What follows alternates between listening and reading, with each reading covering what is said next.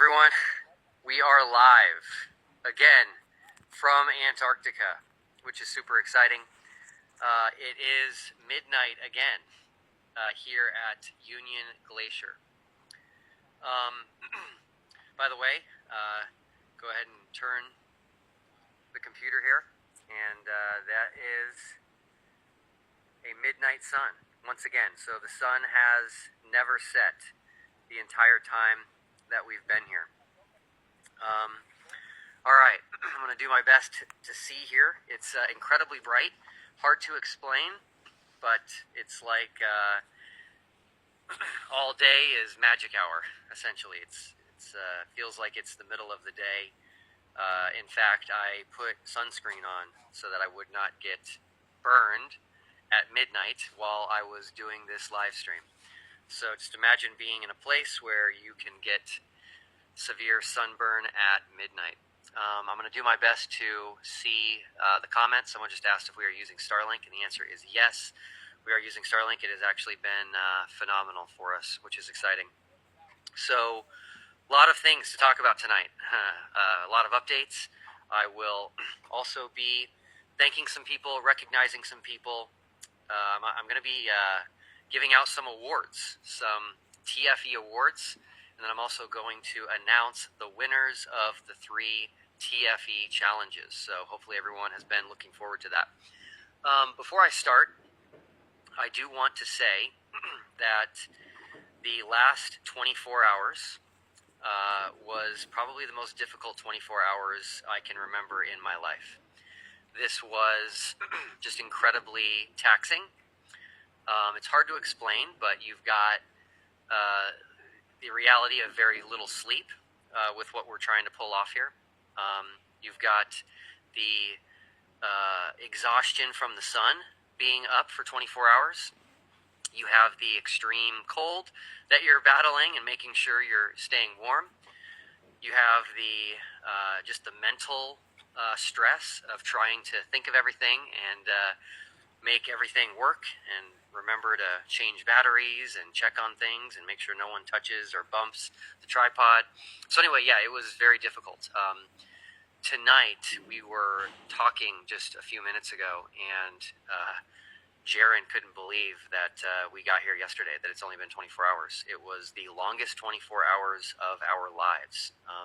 Just crazy what this took to accomplish. And so that's a reminder for everyone to think about the things that you ask for and the things that you state should be easy to do, which are not. Flat earthers have asked for many years for just give us a video of the 24-hour sun. And when you do, they say, well, it's not all 24 hours, or they say it's a time lapse and not a video. It's like, you guys have no idea how difficult it was to film the sun for 24 hours in Antarctica, but we pulled it off. I personally filmed the sun from 2 different angles with my 360 camera. It might sound weird to people. How can you have angles with a 360-degree camera? But it's really 2 cameras that are like this and come together on the sides. And so that side angle we had facing different directions. And I filmed the sun for 25 and a half hours straight without interruption. And I did that at 5.7K resolution, 30 frames per second. I don't even know if that's ever been done before, to be honest with you. Usually long form videos like that are time lapses as opposed to videos. And a time lapse will take a picture every few seconds, whereas video is 30 pictures per second. So yeah, very exciting times. We obviously dealt with the crazy green screen conspiracy today. Never thought I would be accused of that one, but we dismantled that rather easily by doing back-to-back, meaning 2 people with our backs to each other, live streams. People are already putting those on YouTube side by side to show that we couldn't have been using a green screen to pull that off. I wore a blue jacket in case somebody would say there was a blue screen, and I brought out my green water bottle and a green and red can of some Chilean Pringle type chips to show that we're definitely not using a green screen. And then I flew my drone backward and then came right back. So there is no screen. The mountain back there, which is just absolutely stunning, is Mount Rossman here in Antarctica, right by Union Glacier.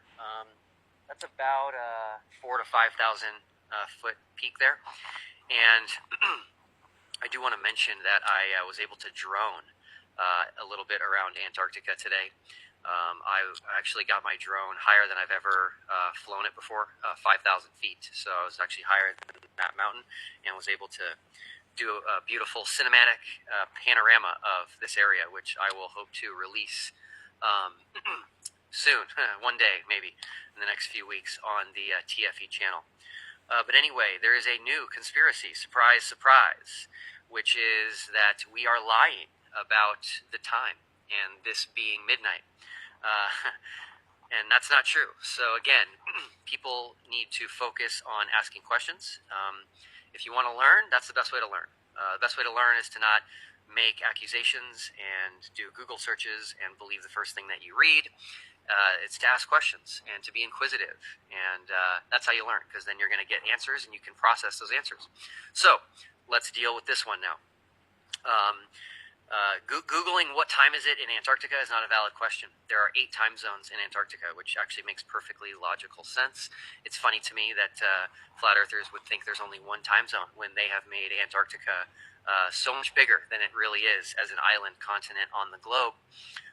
There's 8 time zones, and the reason why is because the different areas and bases and stations around Antarctica are usually in touch and in communication with somewhere else in another continent, and that's where supplies come in, and that's where the people come in through. So, for example, I think McMurdo is on New Zealand time.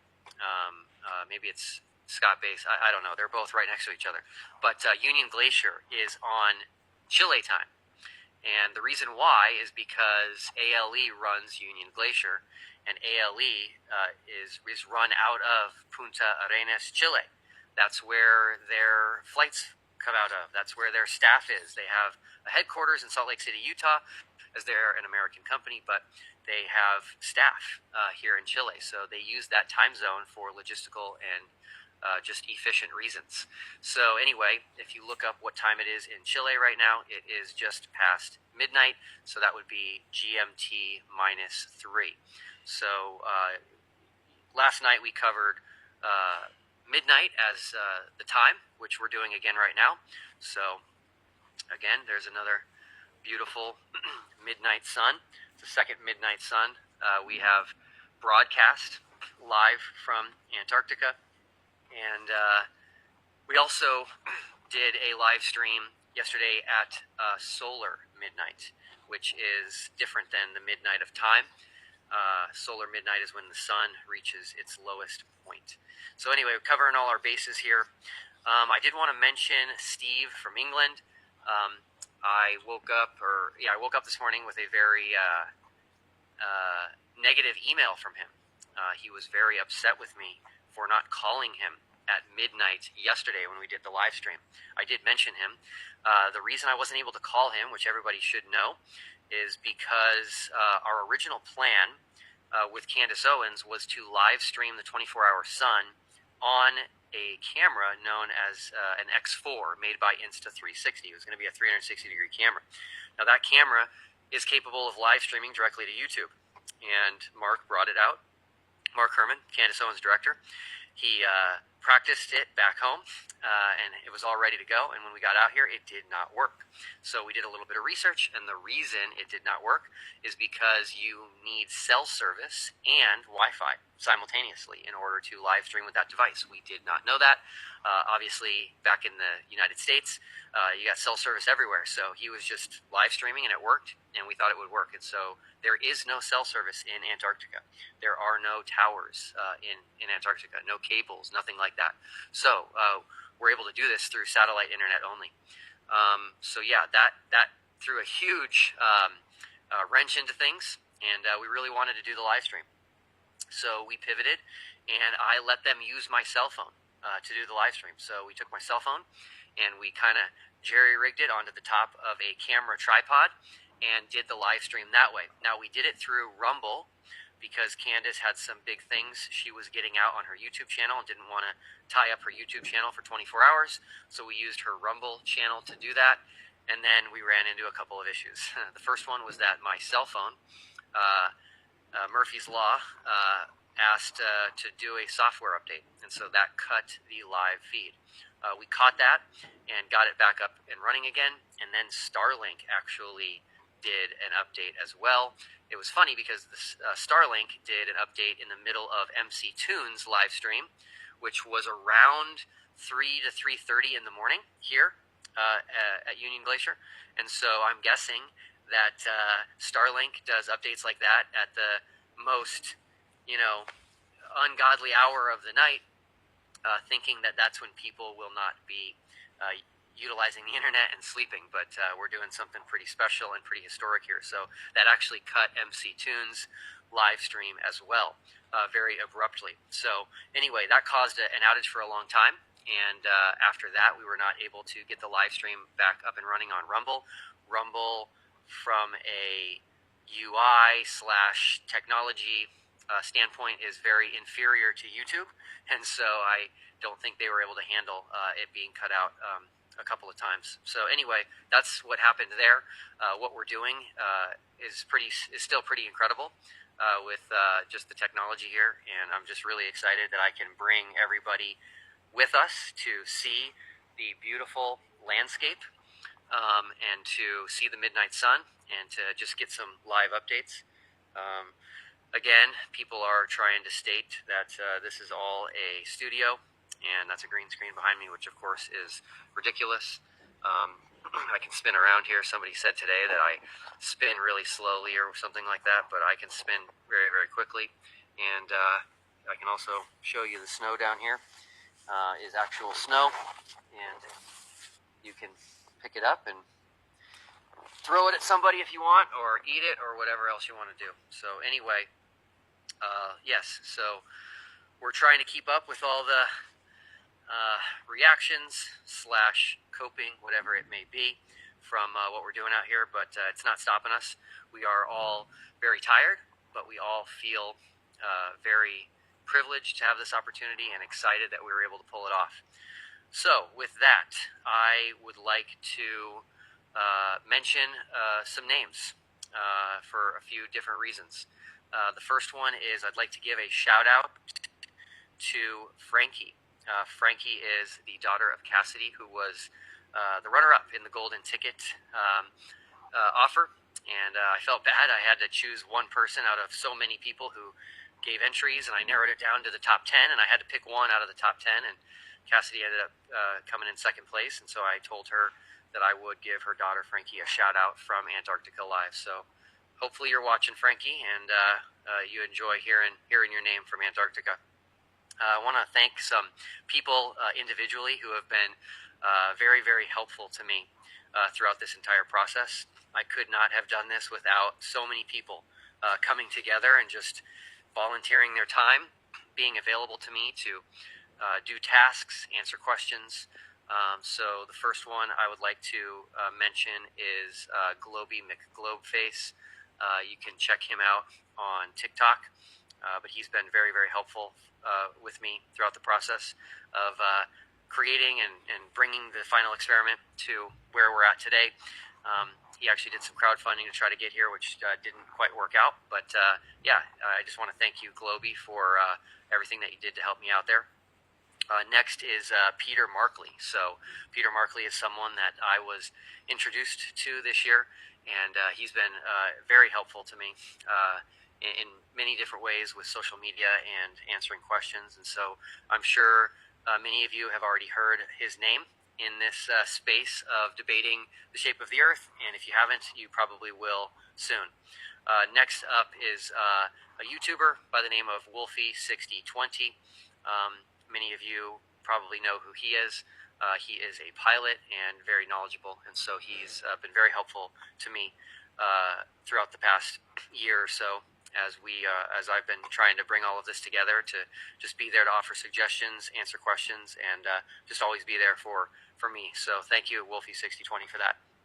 Up next is Where's Wally? So another YouTuber you can check out. He is very thoughtful and is always thinking. I think he's comes up with ideas in all hours of the night, and when he does, he sends them to me, and they're always so great. He actually created something.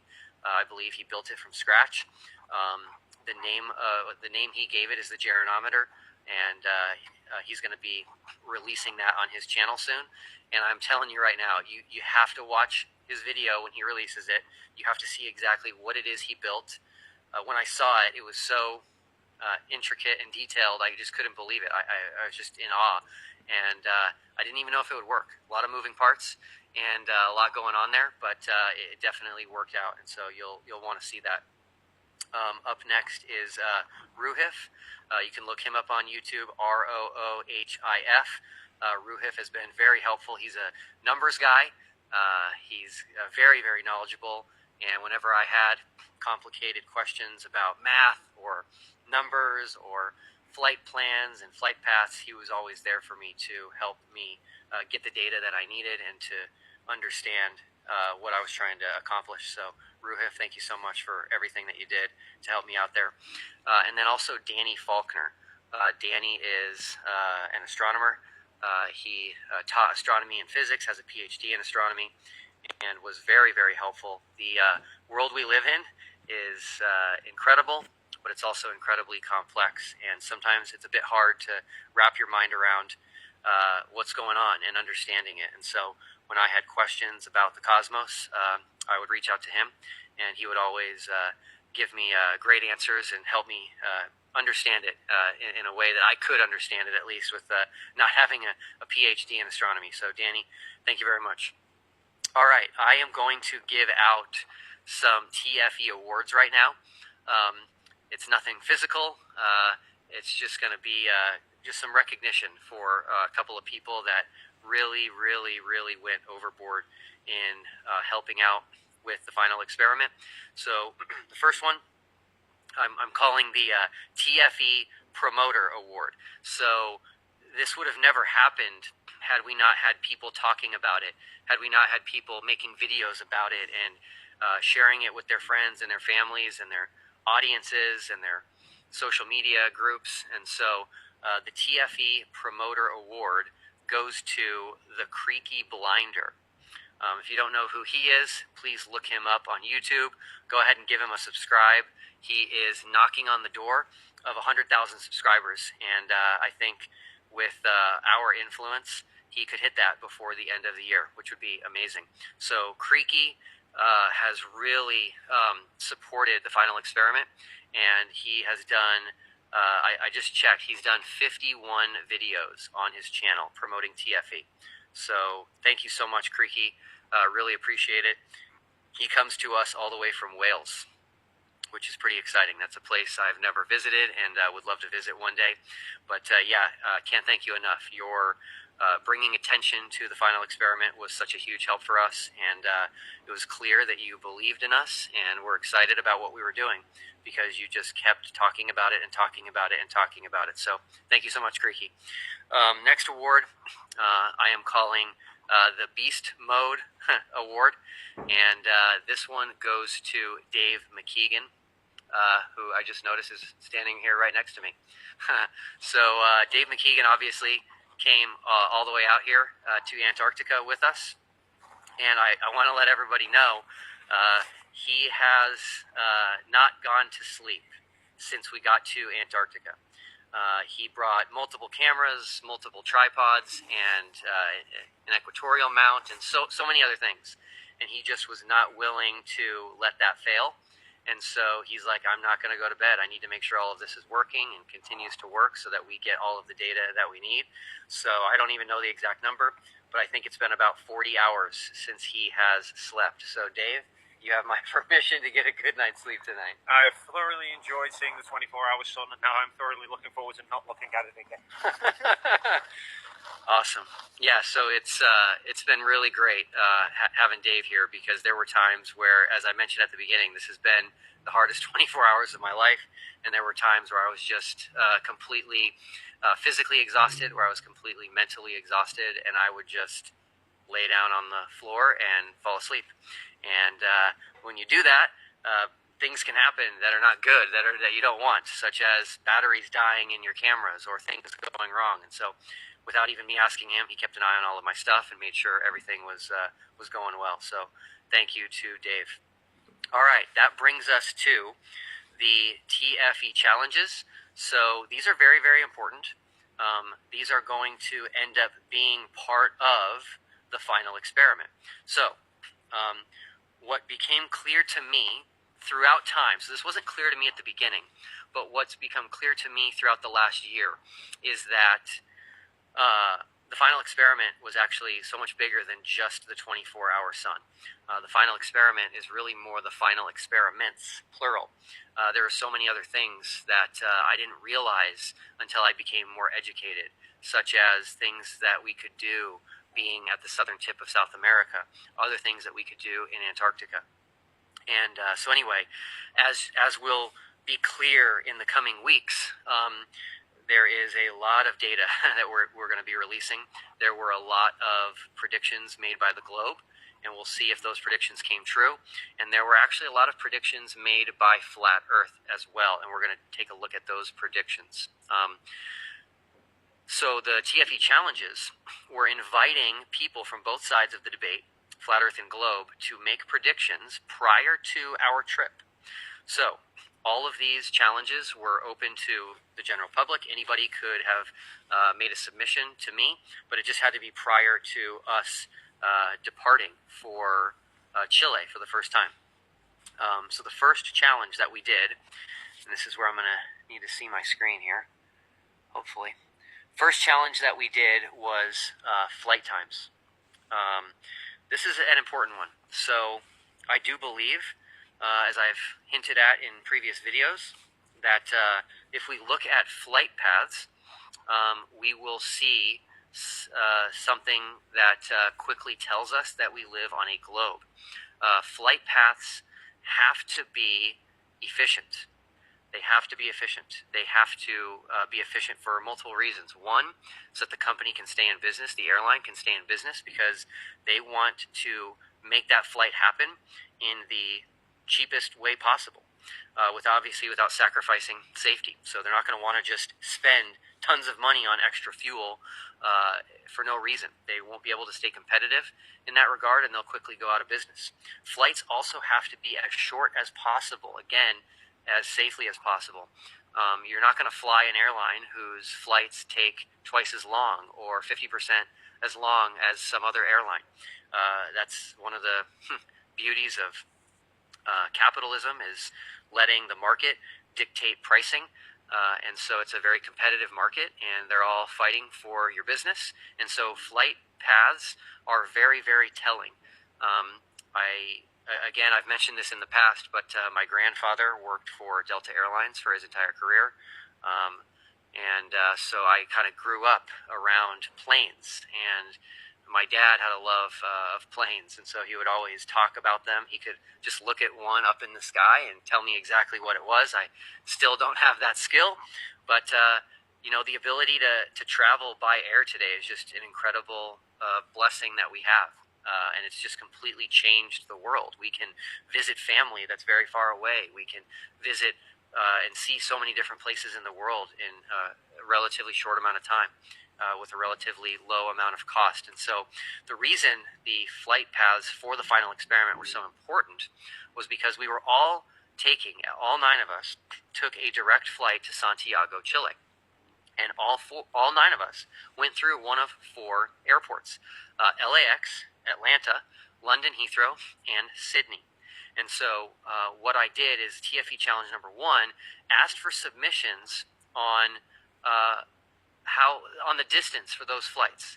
And the cool thing is that I had people make sure that they gave their math. Giving the math is super important, because there's a big difference between the globe and a flat Earth when it comes to flight paths. And there's especially a big difference when it comes to the southern hemisphere. I received a lot of submissions on the globe. Let's see, I received submissions from 5 different continents. So countries spanning 5 different continents, which is pretty incredible. And I received all globe submissions except for one. I only received one submission on the flat Earth side. There were some people who are globers that submitted answers and numbers for what it should be on a flat Earth, which I thought was interesting. They did the math for the flat Earth side, but only one official flat Earther made a submission. So again, there's a huge difference between the globe and the flat Earth when it comes to flight paths, especially when it gets to the southern hemisphere. So I'll tell you what the main difference was related to the final experiment. On the globe model, the flight from London to Santiago is actually longer in distance than the flight is from Sydney to Santiago. And so on a flat Earth, it's not even close. On a flat Earth, the flight from Sydney to Santiago would be 2 to 3 times as long as the flight from London to Santiago. So it's a very, very big difference. Let's see here. I am trying to read my screen. Okay. So I'm going to go ahead and announce the winners for TFE challenge number 1, which again, I wanted there to be a winner from each side. The winner on the globe side was Andres Puelma. Andres, I wouldn't say that this was an unfair advantage, but he actually lives in Santiago, Chile, which is cool. So he was having to calculate the distances from those airports to his own hometown. All of the globe answers that came in were all very close to each other, which makes sense because the formula for calculating distances on a globe includes the radius of the globe. And so that's why I was asking for the math, was so that I could look and make sure that people were actually doing the math themselves and not just looking it up online. The one flat earther who made a submission, which means he wins, right? If there's a winner from the globe side and there's a winner from the flat earth side, if there's only one flat earth entry, that's the winner. So the winner is a Stephen Alonso. Now, what's fascinating about this is that his numbers also were very, very close to the globe, which doesn't make sense. As I just mentioned, on a flat Earth, that flight from Sydney to Santiago should be 2 to 3 times longer than London to Santiago. But this flat earther, Stephen Alonso, said that the London to Santiago flight was longer. So this didn't make any sense. But this is why I planned ahead and said you must include your math. So I went ahead and checked his math, and what do you know? He used the radius, the average radius of the globe in his formula. But this was supposed to be a flat Earth entry, Stephen. So in looking into why he was using the globe's radius to calculate his numbers, I found out that he says that the height of the firmament is the exact same number of the globe radius, which I believe is 6,371 kilometers. Very interesting, Stephen. So I think you know what I'm going to have to ask you, which is, how did you measure the height of the dome? As far as I know, the dome has yet to be seen, which means it can't be measured and can't be tested. And why? And how is it that it just so happens to be the exact average radius of the globe? This smells a little fishy to me.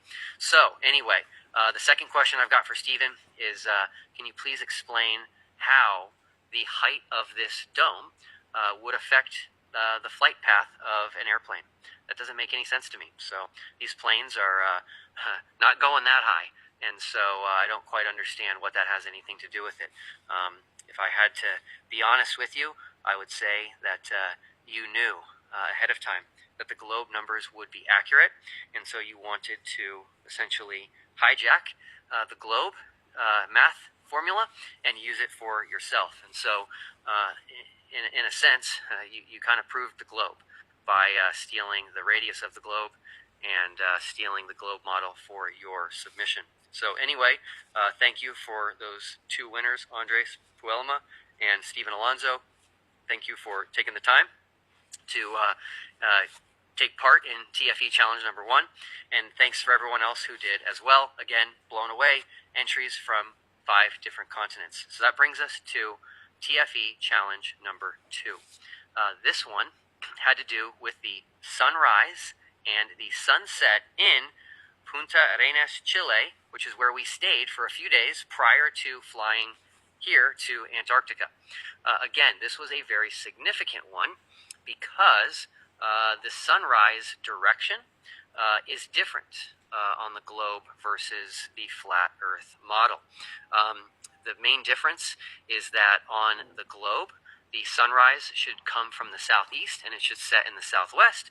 But if you look at a Gleason's map or an AE map, the sunrise down that far south, which would be beyond the Tropic of Capricorn, should be from the northeast and set in the northwest. By the way, I was watching a lot of videos from flat earthers once we got to Punta Arenas, and they were asking questions like which direction was the sun rising and which direction was the sun setting. They know the importance of this, and good on them. They probably thought if they could get a northeast sunrise and a northwest sunset, that would be evidence for flat Earth, and it would be an argument against the globe, which I agree. So before I tell you what actually happened while we were there, I received a ton of entries on this one as well, countries spanning 4 continents for this one, and I received all globe entries and only 1 flat Earth entry. Until the last minute I got a second flat Earth entry. So everybody on the globe side gave sunrise times and sunset times, and then also sunrise directions and sunset directions. The winner for this one was PD194. So PD194, thank you so much for entering. He is coming from the UK, and he did a great job with showing me how he came up with this. By the way, I told people they could cheat if they wanted to and look this up online, because again, on the globe, it's the southeast and southwest, but on a flat Earth, it's northeast and northwest, so it's completely different. So if you want to look it up online, that's completely fine. PD194 actually posted a video about this prior to my challenge, which I didn't realize. He made me aware of that when he sent his email. All right, now on to the 2 flat Earth entries. The first one is from a guy who you may recognize his name, none other than Stephen Alonso. Before I get to him, I will say the second guy was a David Henry. Now, David Henry told me that he used Stellarium to get his answer, which again is completely fine. You can use Stellarium. But I responded to him and let him know that Stellarium is a globe app. And so I was curious why he was making a submission that completely and perfectly matched the globe if he was a flat earther. He responded by asking me what we saw while we were in Punta Arenas, and I wouldn't tell him. I just said, are you willing to admit that you're submitting a globe answer as a flat earther? And he was unwilling to do so. That brings us to Stephen Alonso. Stephen Alonso told me that he expects the sun to rise in the southeast and set in the southwest, and he gave pretty accurate times. Once again, his answers aligned with the globe. We have a common theme here, ladies and gentlemen.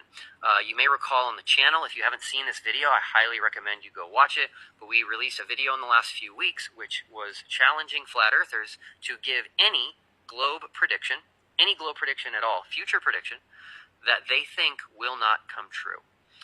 The globe has thousands of predictions. This is a prediction. When the globe says on such and such a future date, at such and such a time, the sun will rise in this direction, and the sun will set at this time, and the sun will set in this direction, that is a prediction.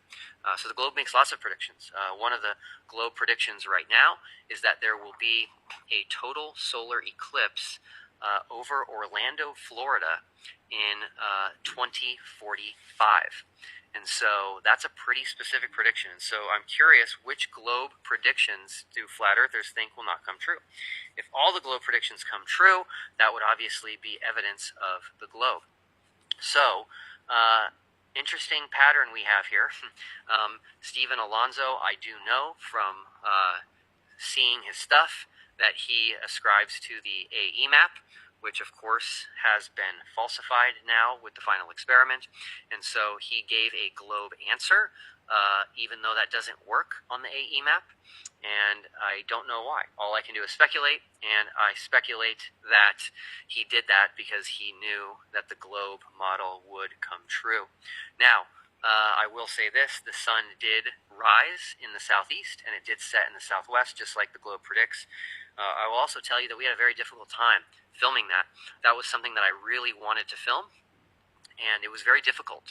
We were so far south in Chile that we were experiencing 17 hours of daylight. 17 hours of daylight. So the sun would rise around 5 a.m. or so, and it would set after 10 p.m. And so why did that make it difficult? Well, we're on a mission here with the final experiment, and so we were doing a lot of things. We were also hanging out, and we were excited about going to Antarctica, and so when the sun's out, you're out. And so we would stay up very late, which made it very difficult to get up in the morning, and it just was a rinse and repeat cycle. One morning, I woke up at 4:45, and it was already light out, and I was like, oh wow, maybe I could catch the sunrise. And so I ran outside, and I was able to catch the sunrise for only once. There was a ton of clouds while we were there, but one time I was able to catch the sunrise. I will be releasing a video of that on my channel, and I was also able to catch a sunset as well, which we'll be releasing a video. But those videos will prove that they happen in the southeast and the southwest, just as the globe predicts. But anyway, the winner for the flat earth side is none other than Stephen Alonso. All right, that brings us to TFE challenge number 3. Now, this one is very, very important. And again, it is a significant difference between the globe and the flat earth model. So let me try to make this easy to understand for everyone, because these issues can be complicated. On the globe, lines of longitude at the equator are the furthest apart. As they go away from the equator, either north or south, they get closer and closer together until they eventually meet up at the poles, North Pole and South Pole. On the flat earth model, that's not the case. On the flat earth model, the North Pole is in the center, and then everything is south from the North Pole. And so lines of longitude diverge, they get further and further apart indefinitely on the flat earth model. Whereas south of the equator, they converge on the globe model, and they get closer and closer together. We were so far south at the southern tip of Chile that we were able to test this. We could measure between lines of longitude and see, are they getting closer together than they are towards the equator further north, or are they getting further apart, which is what you would have on a flat earth. And so what the TFE challenge number 3 was, which was the most difficult, was we asked people to calculate for us the distance between lines of longitude, the distance between these meridians at 53 degrees south, which is where Punta Arenas, Chile is. And so we received tons of entries again that cover 4 continents, and they were all globe entries except for one flat earther, and I'm guessing you know who that is. Yes, Stephen Alonso. So all the globe entries had very similar answers, and the winner of TFE challenge number 3 is Hall Store. Hall Store. Thank you for participating, and Hall comes to us from Norway. And what is Norway? Well, Norway is the home of the midnight sun.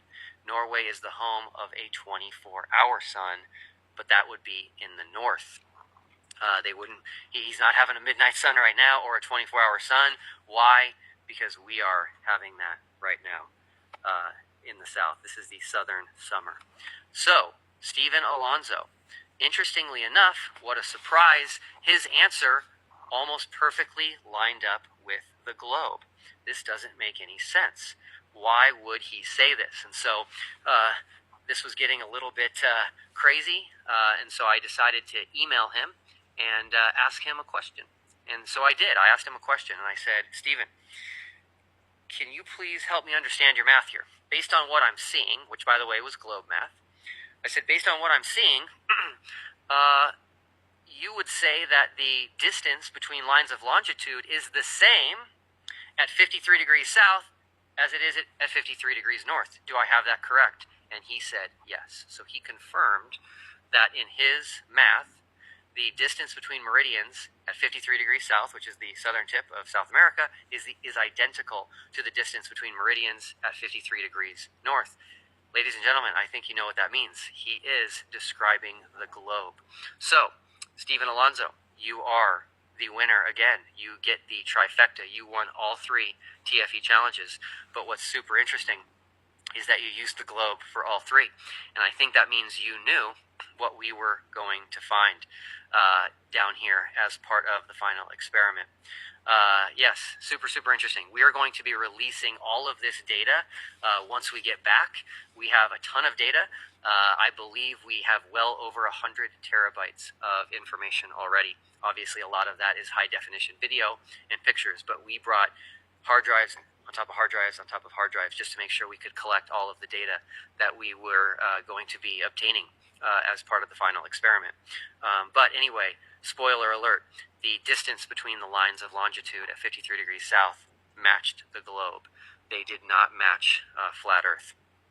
So anyway, thank you everybody for participating in those 3 challenges. I did think it was a little interesting that well over 95% of the submissions came from the globe side, and we only had 2 people, 2 flat earthers make submissions. Stephen Alonso made 3, and the other guy made 1 using the Globe app Stellarium. But anyway, all of these things are important. They're important because we are in search of the truth about the world that we live in. That was the goal of the final experiment from day 1, was to settle this debate. That is still my goal, and I do believe we have succeeded.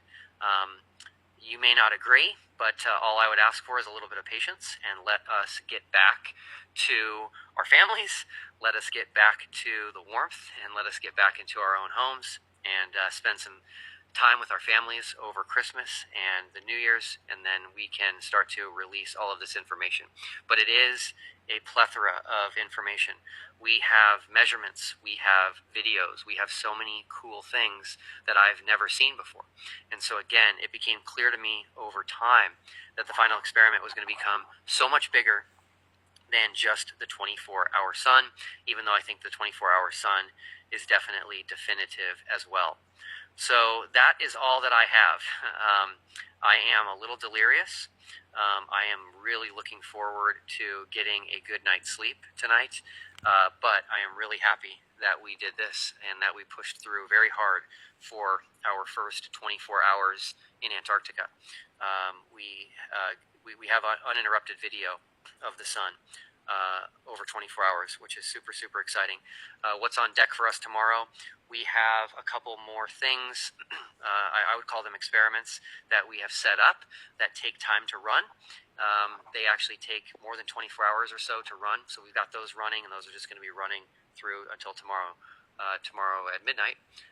But we're also going to be doing something fun tomorrow, which I think everyone that joined us, all 9 of us, are really looking forward to, which is we will be taking a scenic flight over Antarctica.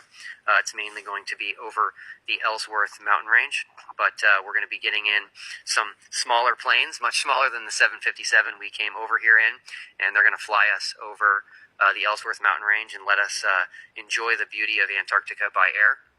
So we'll be sure to get a lot of great video to share with everyone so that you can enjoy it as much as you can with us through that as well. So anyway, I'm going to go ahead and sign off.